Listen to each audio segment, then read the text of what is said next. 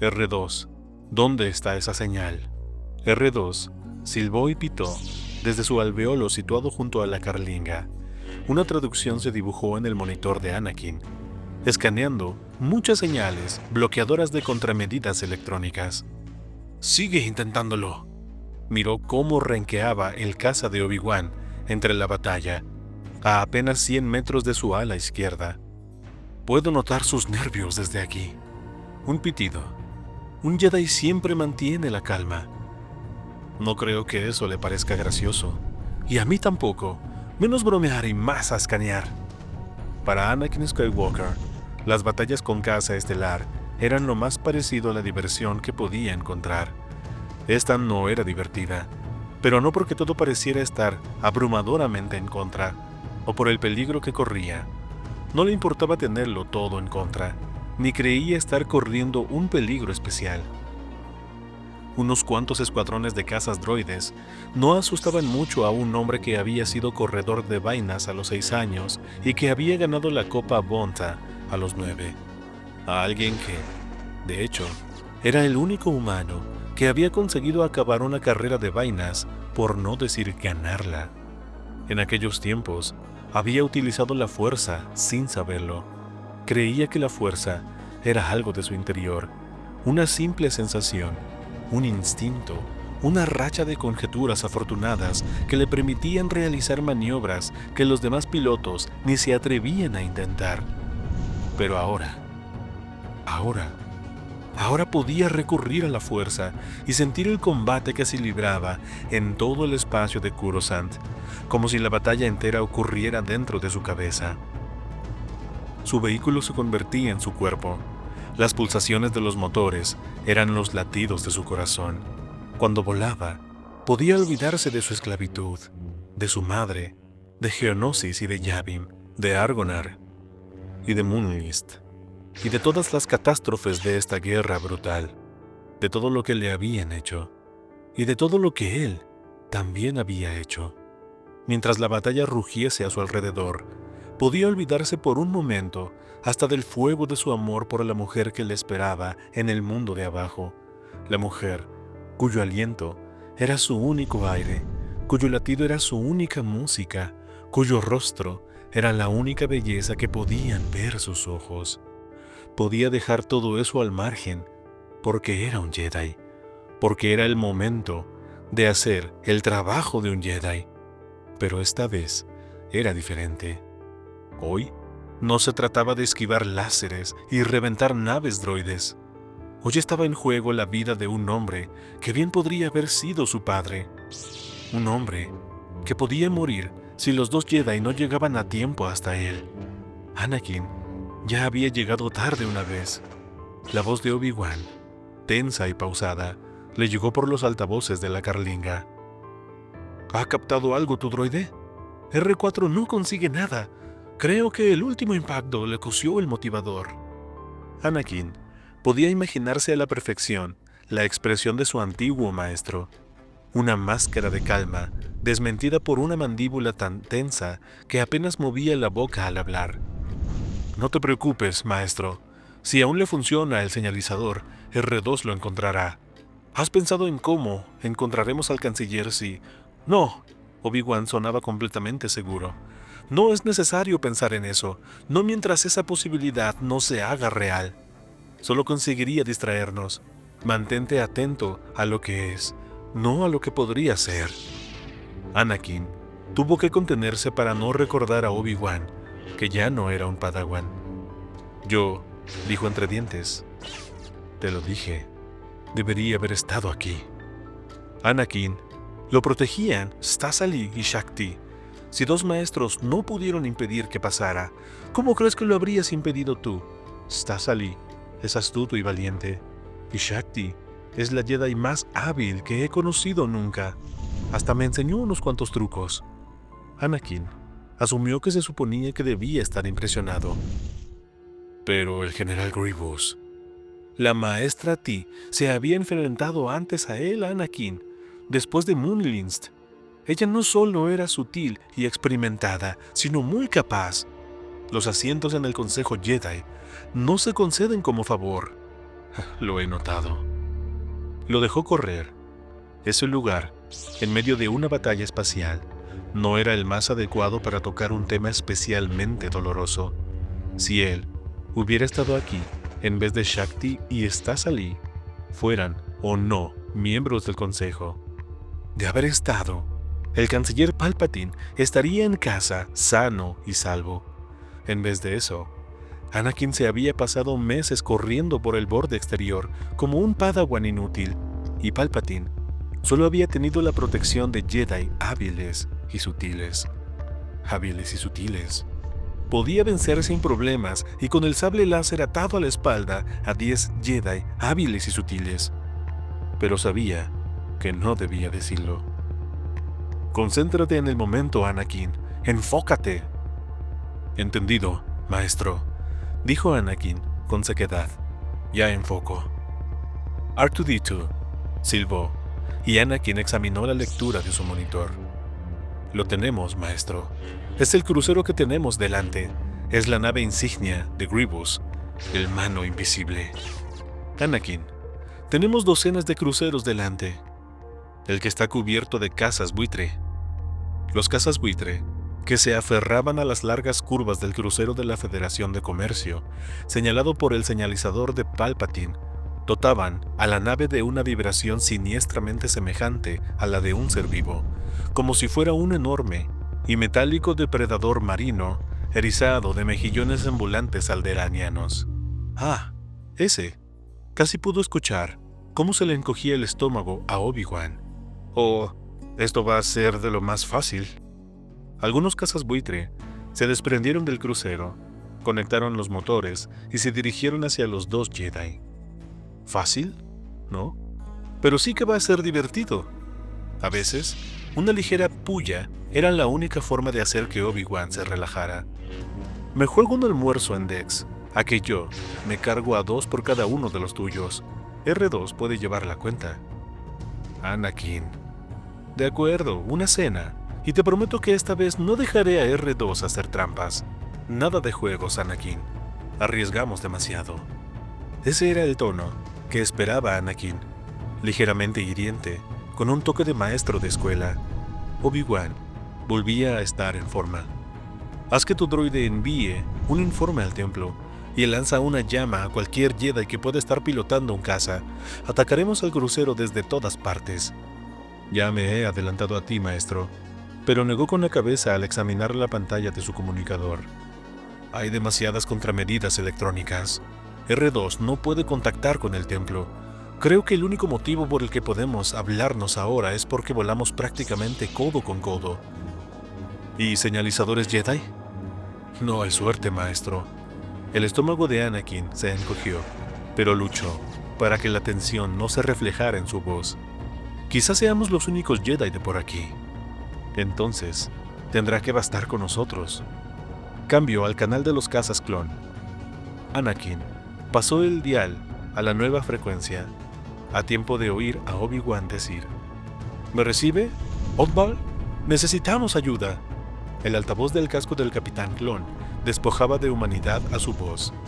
Recibido, jefe rojo. Marque mi posición y forme su escuadrón detrás de mí. Vamos a atacar. Vamos hacia allá. Los cazas droide estaban desperdigados contra el fondo de batalla, pero R2 los mantenía en su escáner. Anakin desplazó el manillar de control de su caza estelar. Se acercan 10 buitres, arriba y a la izquierda desde donde yo estoy. Les siguen más. Los veo, Anakin. Espera.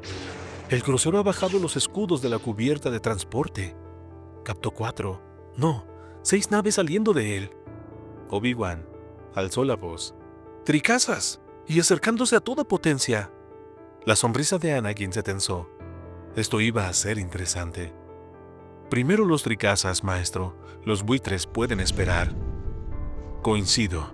Retrocede y desvíate a mi derecha.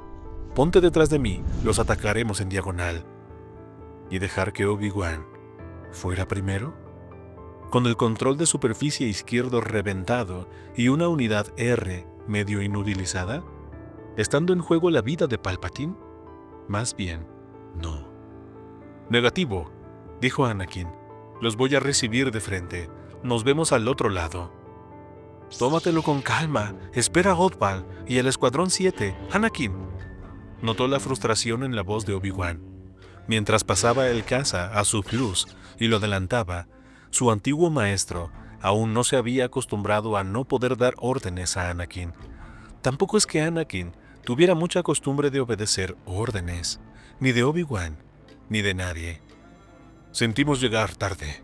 La voz digitalizada del clon, cuyo indicativo de llamada era Oddball, sonó tan calmada como si pidiera la cena.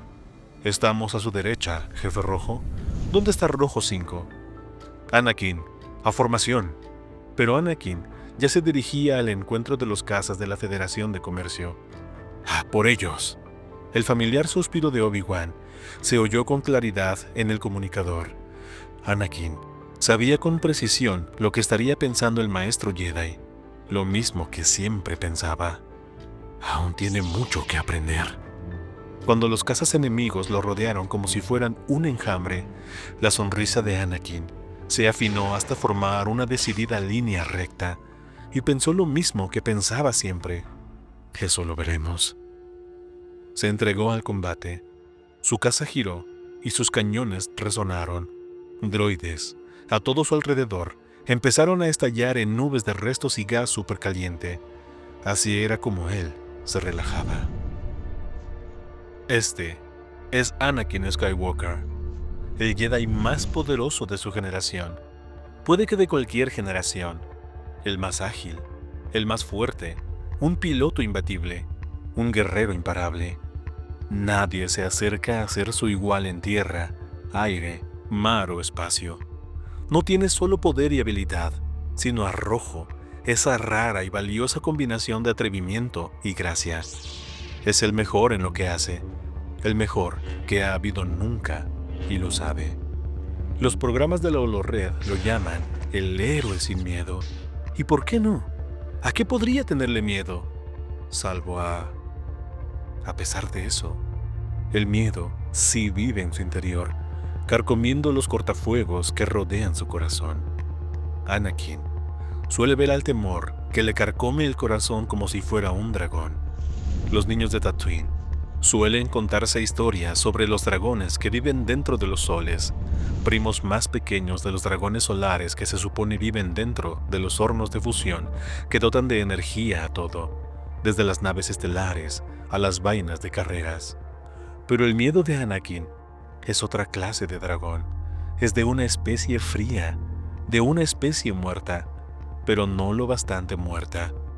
Hace muchos años, no mucho tiempo después de convertirse en Padawan de Obi-Wan, una misión intrascendente los llevó hasta un sistema muerto, uno tan inmensamente viejo que hacía mucho que su estrella se había convertido en una enana helada de metales hipercompactos, flotando en el espacio a una fracción cuántica de grado por encima del cero absoluto.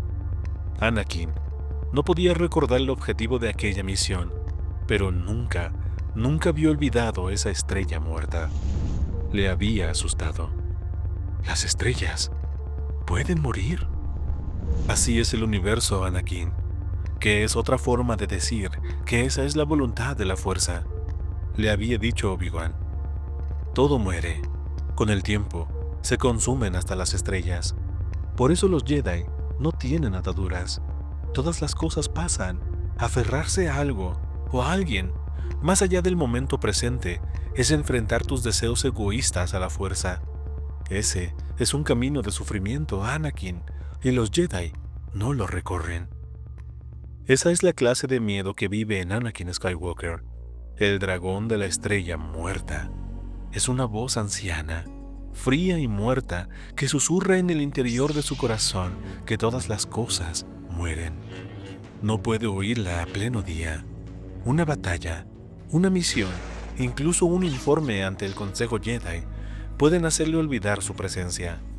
Pero por la noche, a veces, por la noche, los muros que se ha construido se escarchan, a veces hasta se resquebrajan, a veces, por la noche, el dragón de la estrella muerta se desliza entre las grietas, repta hasta su cerebro y le carcome el interior del cráneo. El dragón susurra lo que Anakin ha perdido y lo que perderá. Cada noche, el dragón le recuerda cómo abrazó a su madre moribunda y cómo ella dedicó sus últimas energías a decir: sabía que vendrías por mí, Anakin. Cada noche, el dragón le recuerda que algún día perderá a Obi-Wan y a Padmé, o que ellos le perderán a él.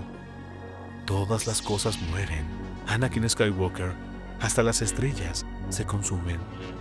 Y la única respuesta que puede ofrecer a esos susurros fríos y muertos son sus recuerdos de la voz de Obi-Wan y de Yoda. Pero a veces no puede recordarlos. Todas las cosas mueren. Apenas puede pensar en eso, pero en ese momento no tiene otra opción. El hombre a cuyo rescate vuela es el amigo más íntimo que esperaba poder tener. Eso es lo que tiñe su voz de tensión cuando intenta hacer un chiste. Eso es lo que le alisa su boca y tensa la cicatriz de la quemadura que le cruza la mejilla derecha. El Canciller Supremo ha sido para Anakin como un familiar, siempre presente, siempre preocupado, siempre dispuesto a darle un consejo, un apoyo desinteresado o un oído compasivo, dispuesto a aceptar a Anakin de forma cariñosa, amable y sin condiciones tal y como es, la clase de aceptación que Anakin nunca obtendrá de otro Jedi, ni siquiera de Obi-Wan. Sabe que puede contar a Palpatine cosas que nunca podría compartir con su maestro. Puede contarle cosas que no podría ni contar a Padmé.